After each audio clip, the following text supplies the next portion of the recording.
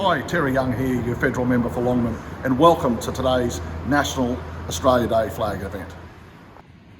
So the reason for today's visit, besides a special separate YouTube to document the Flag Day event up at the Caboolture Historical Village, is to record for everyone these amazing letters which go to make up the word Australia and which were coloured for World Expo 88 by Ken Doan and are really quite stunning.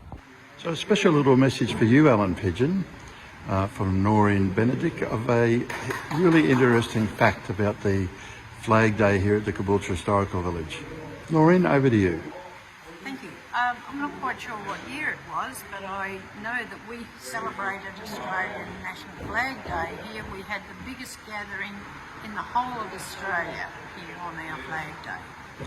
Quite amazing. Thank you so much. It's the greatest pleasure that I now introduce and call on Sean Jacobs to address you about the history and significance of the Australian flag.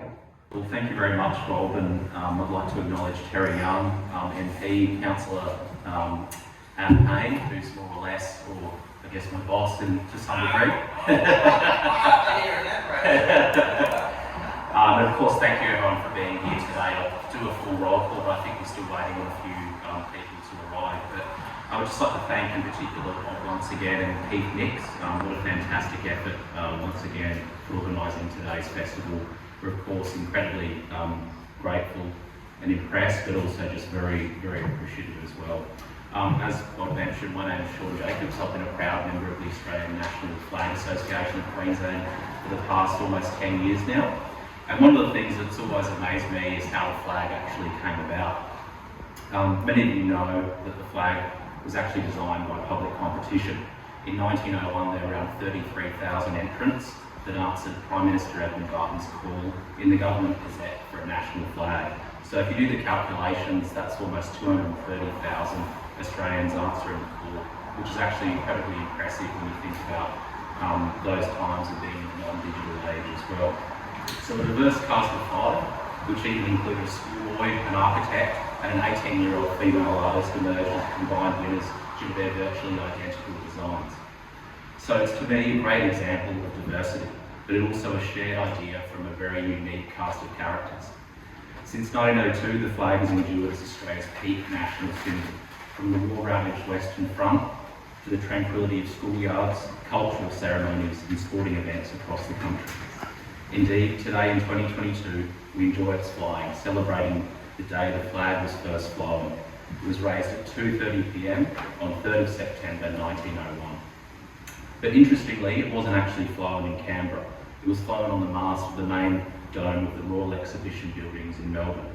This was of course because Melbourne was the site of the first federal parliament before, essentially de facto capital before Canberra in 1908. Now importantly, at the time the flag replaced the red ensign, the flag that we see today on boats and other maritime vessels. A blue flag on land, to paraphrase the late Robert Menzies, and red at sea. Now another key question I get asked is, will the next generation sustain its enthusiasm for the flag?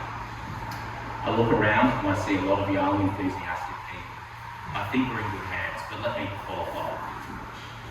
First, the flag has obvious appeal on Australia Day, where young Australians celebrate national achievement in ways important to them. At national and international sporting events, we also see the flag deployed in full celebratory display.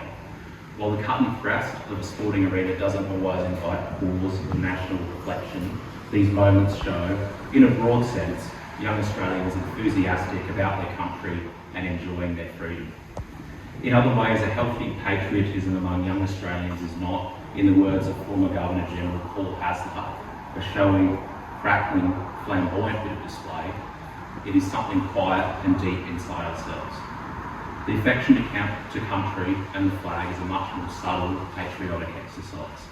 For example, when I was visiting family in Papua New Guinea a few years ago, it was pleasing to see the flight packed with fellow young Australians spending part of their summer hiking the Curator track. On the other side of the world, in places like Gallipoli in France, we see young Australians tracing similar steps in places where Australia's national character is formed and our flag proudly flown. Australia's defencemen and women also fly the flag while undertaking expeditionary duties overseas for the remote hills of Central Asia, for the islands of the South Pacific. Many of these servicemen and women are core constituents of Australia's next generation. I understand, for example, that the average age in the Army is 25. And as increasing numbers of the young Australians travel and find work overseas, military or not, an attachment and a sentiment for Australia will grow, something I think we've seen over the past 2 years in particular.